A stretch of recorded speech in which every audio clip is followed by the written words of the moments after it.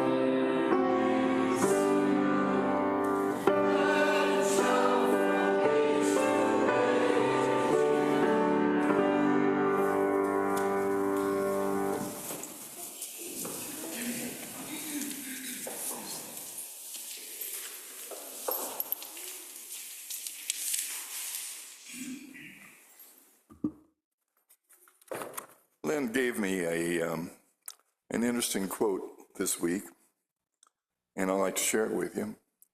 It said, a whole generation worked to empower women, but forgot to teach men to live with empowered women. I thought that's very true, except for there is an exception, and I think it's this Quaker meeting.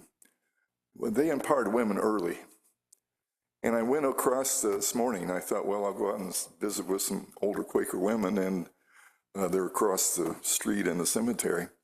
And some of them, there's very interesting names. There's one I couldn't even pronounce, Permacelli Brown, P-E-R-M. At least that's what, we need to do a little work in that cemetery, by the way, trustees. Clean them and stack them and get them better looking. And that would be a good project. And I know somebody that I took a class in that, so I'm not going to teach you guys how to, they'll bring those people in. But we need to kind of clean that up in a matter of respect. There was Rachel Jessup, wife of Joseph. She was born 1896 or 1796, and lived to 1875, she had to be, well, it says on her tombstone, helped to establish Fairfield. I knew the Jessups were involved in. And there's Sally Mills, and of course we still have Mills Quakers around. Sally was born in 1826. This meeting, for those who aren't familiar, started, I think, in 1832. I'm not the exact historian of it, but it's one of the earliest in this part of the world. The thought came to me, though, I wonder what they think about Plainfield and fighting Quakers. I've always found that to be sort of okay. Anyway, Susanna Reagan was another one, and the most interesting name I ran across was a lady named Fountain Cooper. She was born in 1850 and died in 1930. And I thought, well, I hope they were sort of like Eliza Birdwell. You remember Eliza from Jessamy West's book, Friendly Persuasion? See, if you haven't seen that movie, it's on YouTube. Friendly Persuasion is one of my favorite movies about Quakers. And Eliza was a preacher, a minister. They had ministers in Quaker meetings before probably anybody else. And some churches and some faith practices still work on trying to do that. It's funny what, and you know, the first Quakers that came dealt with the Puritans when they really dealt with the Puritans. The Puritans didn't like them at all because, well, Quakers thought it was within the person, and Puritans had a wholly different idea, and they were in power, and so they actually hung them and cut their tongues out, tortured them. It was a mess. They finally got over it about, well, there was Quakers openly worshiping in Boston in 1875, so, I'm sorry, 1775. So they made it and changed their ways, thankfully. But to have women empowered is still part of the things we're doing. Here we are in our over 200 years old as a country, and we're just now looking at a real good possibility of having a woman president. And it shouldn't take that long, but it has, and so we'll live with that. I've often wondered if some of our earlier founders, like, well, there's this Christian nationalist movement, and everybody's thinking that we want to be like the founders, and they have no idea what the founders were like as far as the religion goes. But one of the earlier founders, well, there's two I kind of like, and they got along well, and then they had a breakup. That was Jefferson and Adams, John Adams and Thomas Jefferson. Abigail Adams was the daughter of a minister, and John paid close attention to her. And it was a marriage unusual at the time of equality. Thomas Jefferson, not so much that. Well, I could go on a lot of history of John. I won't go into all the things about him, but I have one thing I thought about this morning, was that if he'd been a Quaker, which he could have been if he'd been born in New England, we might have read our Declaration of Independence to say all people are created equal instead of all men. And so we have a heritage, and we have a practice that I'm glad I'm a part of. I didn't start here, but I'm glad I'm still here. So consider our heritage of equality. I love our silence. I just love it. I forgot to tell you to turn your phones to turn them off so that we can get a better connection with Zoom. Someday that'll not be necessary, but right now it is. So if you would, please make sure your phone's off. And we'll begin with Zoom in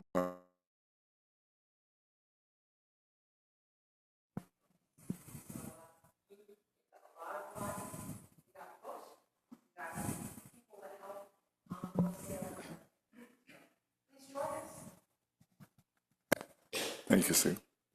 Okay. Good morning, I'm Becky Horton, and I'm giving you an update on the Kunat Thanksgiving food collection. Randy and I were here on Tuesday boxing and marking and counting, so it'll make it a little easier when we finally deliver the food. As of now, mac and cheese, we have 202 boxes, so that means we need 98 more boxes. The stuffing, instant stuffing mix, we have 72 boxes, so we need 228 more boxes. And the cans of green beans, we have 92, so that means we need 208 more cans of green beans. And if you bring large quantities, like the flask of green beans, and Cindy and Mark brought in mac and cheese, instead of trying to put them in the baskets or in the wagon, if you go back into the dining room, take an immediate left and walk a few feet, there's a closet, and on the door it says, "Please keep this door locked." That's the pantry. And if you just put the food on the floor right there, that's fine, or on one of the tables in the dining room. Okay, so thank you. Thank you. Yes.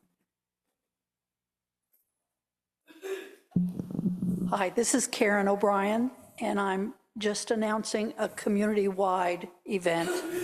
On Tuesday last, early voting started. I'm working the polls, the only poll that's open in Danville at the Government Center, and there were close to 3,000 people through our poll in 4 days. That's totally exciting, but it also is a word out to everybody that if you have friends, relatives, young people, folks in nursing homes, that's probably politically incorrect, care homes, whatever. Everyone should vote. And I put the early voting schedule out on the bulletin board. Thank you, Karen. I'll try to get the one from Morgan County as well. We started and I haven't found the counts, but it's amazing.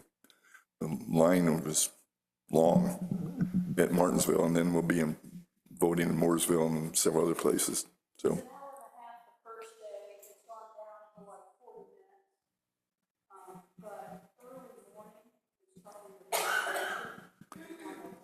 Yeah, because I think the Tuesday election day is going to be good. Yeah, a lot of folks voting, I hope. Yes. Hi, Laura Day. I've got an update on the Alabama Civil Rights, not Civil War tour. And there will be a lot more details in 2 or 3 weeks. Our committee of Linda Lassiter and Mary Dooley and I have been working on this. And right now we are ironing out details on motels and firming up some visitation sites. It is going to be a driving tour that will consist of either individual cars or a car caravan with carpool. The dates are Thursday through Sunday, March the 13th through 16th. We'll drive down on Thursday and be in Montgomery and Selma on Friday and Saturday, and return on Sunday. Some people have indicated that they're going to do some side trips, so they may do some things before or after. We will visit the Montgomery Legacy Museum, Sculpture Gardens. There's a whole bunch of sites in downtown Montgomery that are all within shuttle distance. There's a free shuttle that goes among all these things. We will go to Selma and visit the Edmund Pettus Bridge where the famous march was.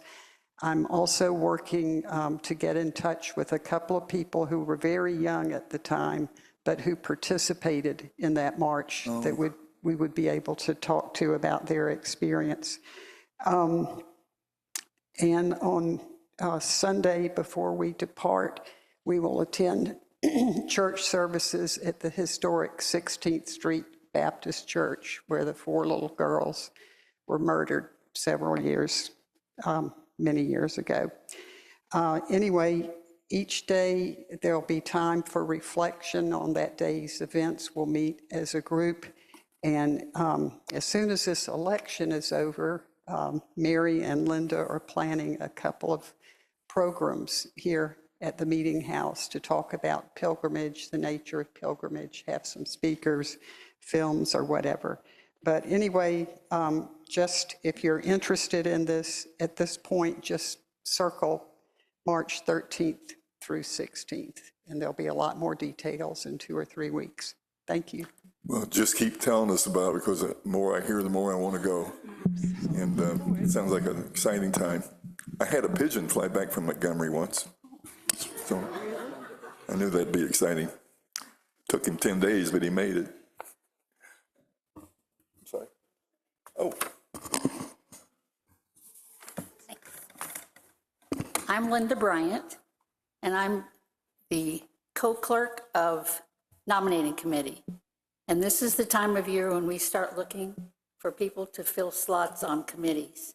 So I wanted to put a bug in your ear to think about what you might be willing to do to serve this community. We have openings on several committees.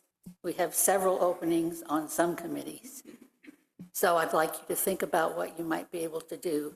The committees that we have openings are on Ministry and Council, Music, Trustees, Housekeeping, Finance, Peace and Social Justice, Christian Ed, and Outreach. So if you'd think about those things and be expecting our calls.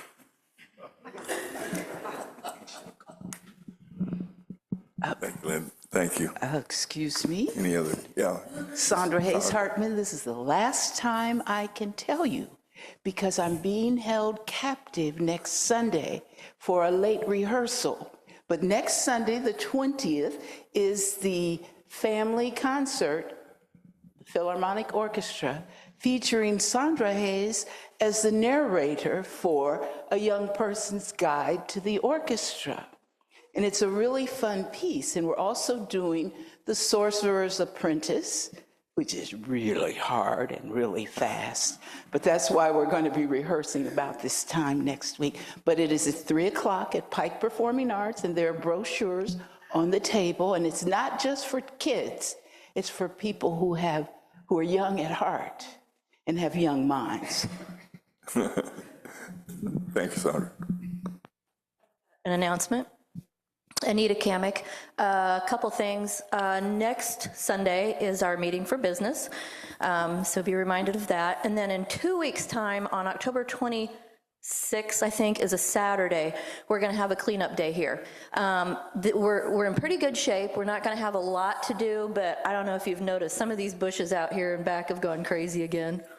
So we need to trim those up. We're going to do some window washing and some other general cleanup. So that will start here Saturday the 26th at 8:30 in the morning. So we could use a few hands. So thank you. Thank you. Yeah, let me have that. I'm Randy Horton. I guess you could call me Clerk of Clerks. The messages for all clerks, we're going to have a meeting this coming Tuesday evening at 7 p.m. on Zoom. So hope to have you join in. Thank you.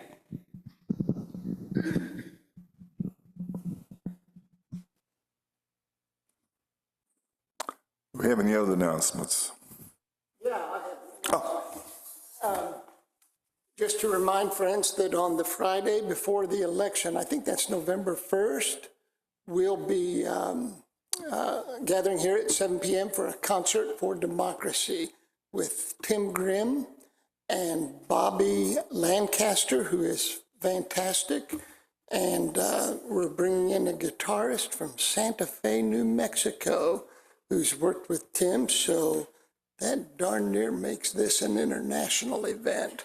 So be sure to join us. All the proceeds from that concert will be going to the League of Women Voters to support voter registration across the nation.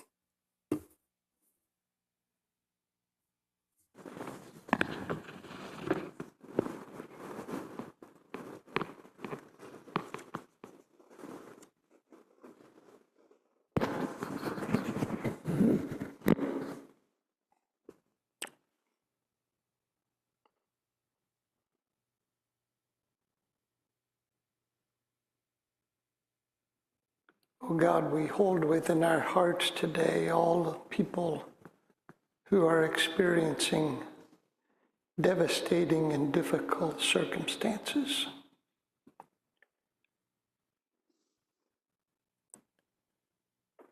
We are reminded often of the randomness of suffering and also the power of love. And so we ask this morning to be agents of healing in this world, to extend care and mercy where they are needed,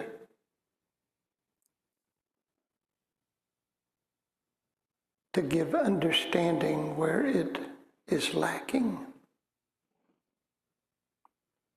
to keep uppermost in our minds and in our motives and in our daily living all that is lovely and good and redemptive. Save us, O God, from the toxins of cynicism and apathy. Instill in us, O God, the passion to help and to heal. This is our dream, our hope, and this morning, our prayer. Amen. Well, toward that end, let's receive our offering of food for the folks at Kunat and beyond. So if we could have some robust food gatherers, that would be helpful.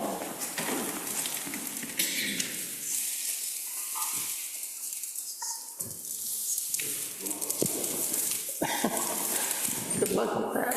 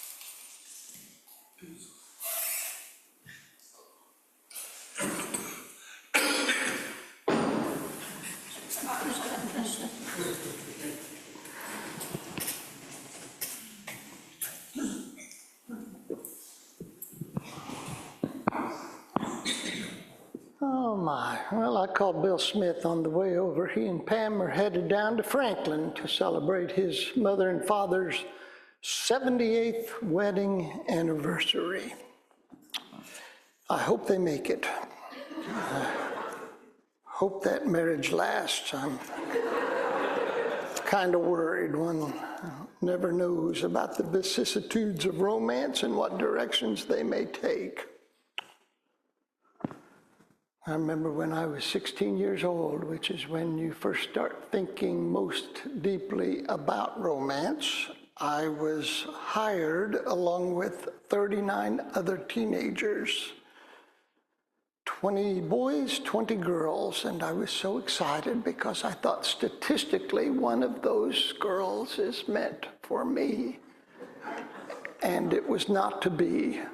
There was a young man there who was very handsome, and he took an inordinate share of the girls' interests away from people like me. But it was nevertheless a good summer working up there at Indiana Dunes National Lake Shore. It was my first time away from home for any length of time except for vacations, which were always family events with familiar people. So When I went up there, I was worried about not knowing anyone and whether or not I would make any friends. And this turned out to be true for all the teenagers who were there. It was a new land for all of us, with all of the attendant anxieties one experiences in new and different situations. I shared a dorm room with 5 other boys, each of us assigned a cot and a footlocker to store our belongings. And one of my roommates was named Doug Abernathy, a young black man who lived in East Chicago. The only black person I had known up until then was Doc Foster, who collected the trash in our town, who gave me my first bicycle, built from bicycle parts that he had found at the town dump and cobbled together into a bicycle for me. It had everything but a seat, one not being available, just a seat post, which I only sat on once after hitting a pothole, and then learned to ride standing up. But my roommate Doug was very kind-hearted and smart as a whip, thoughtful.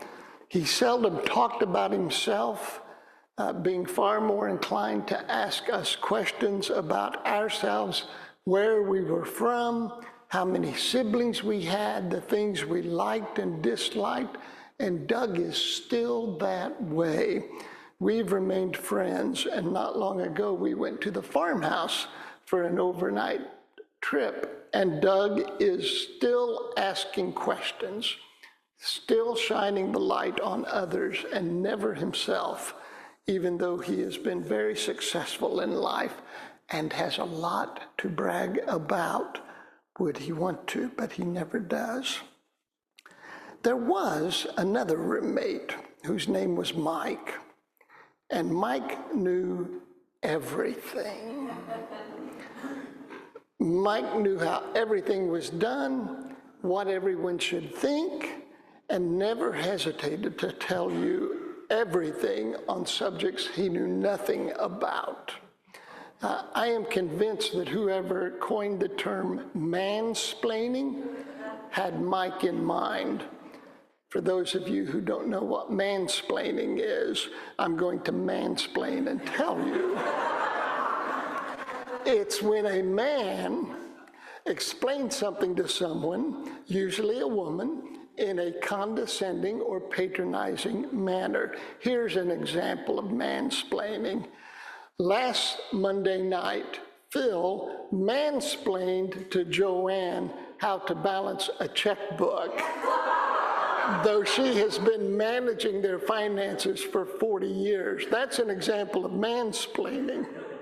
Boy, did I get a look on that one. So Mike was a mansplainer.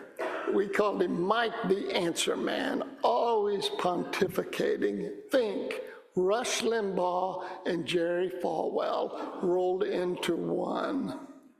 Like the cicada, these folks seem to emerge in cycles, especially during seasons of change and cultural anxiety, when they take it upon themselves to tell the rest of us who to hate and what to fear. They are, to quote a popular saying, often wrong, but never in doubt. We're thinking these days about the do's and don'ts during times of change. So today I would like to suggest a helpful pattern. During seasons of change, it is better to ask more questions than to give more answers, to be more like Doug and less like Mike. Here's an example. This past week, I was with a small group of people, and the topic of religion came up. This is because they knew I was a pastor, and they think the only thing I'm interested in is religion, so the topic came up. And one of the persons present was very Baptist. Now, that covers a wide range of territory.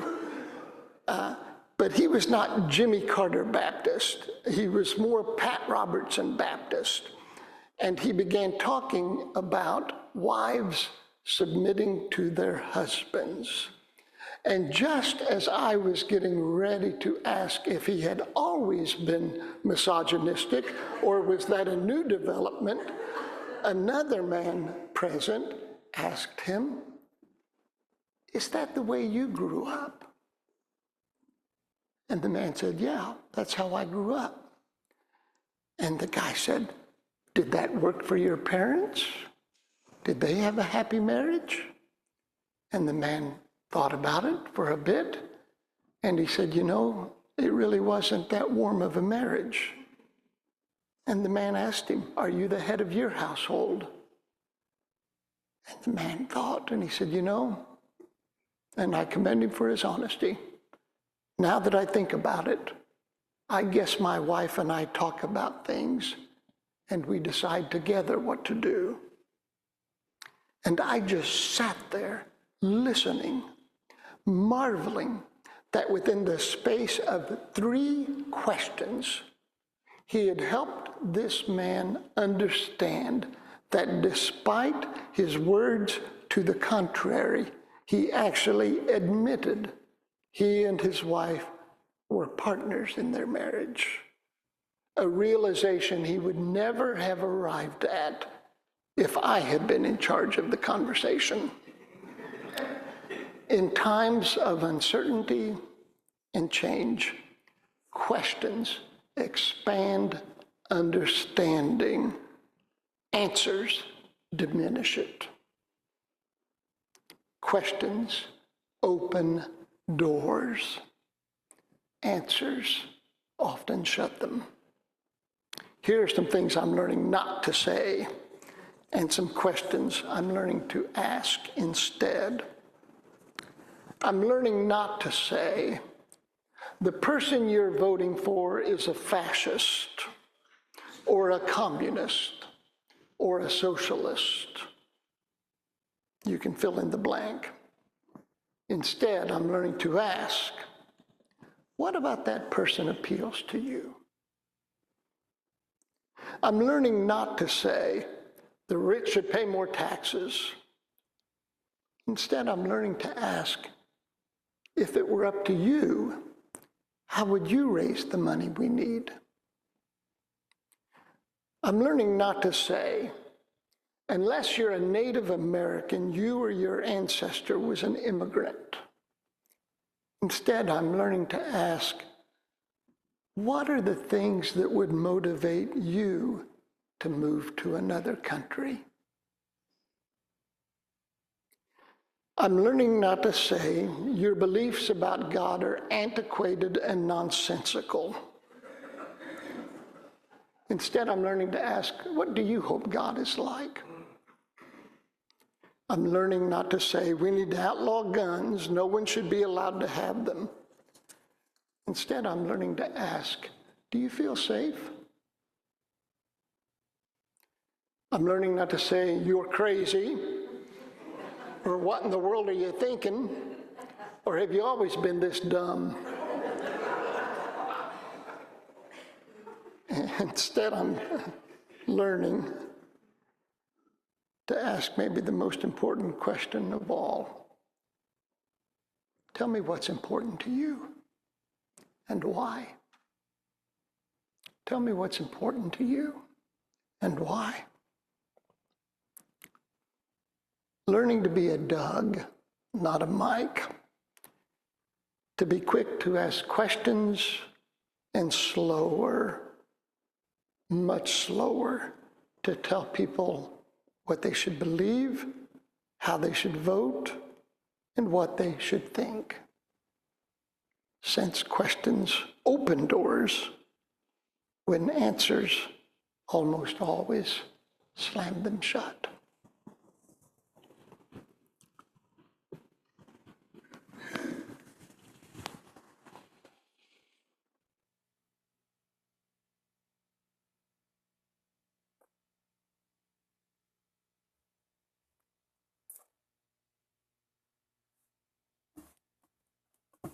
there's a lot of educators in this meeting, not just teachers, but all of us are educators of some sort.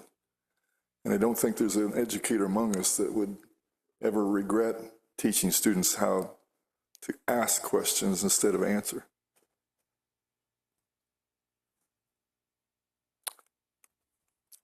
Thank you for the message.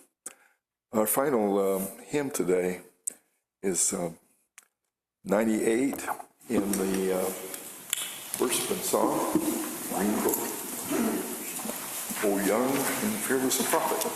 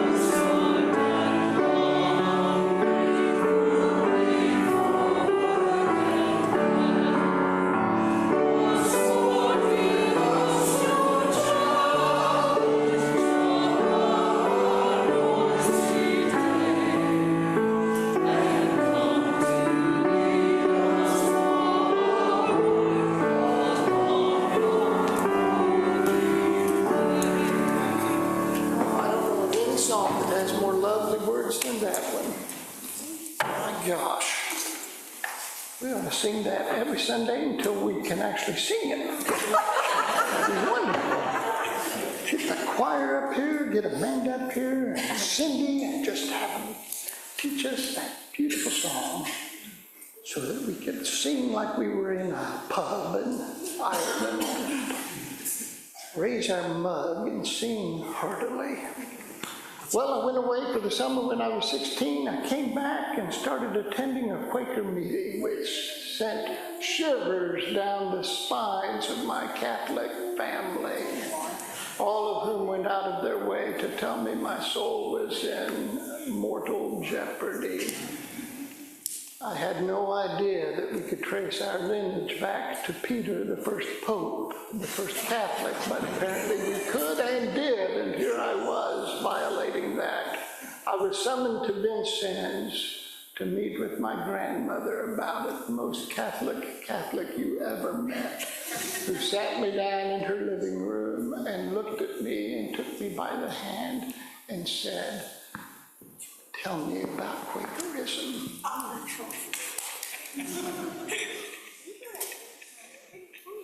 I love my grandma. So I told her what I knew, which wasn't much. I'd only been going 4 weeks. But I'll never forget that. Tell me about it. Tell me about it. And when I was recorded as a minister, 10 years later, she came to Western Yearly Meeting, clutching her purse to her chest. She said, "This is the first time I've ever been in a Protestant church." She was 92. And she was the first one to hug me. Ask questions. The world has enough answers. Ask questions. Turn and greet friends.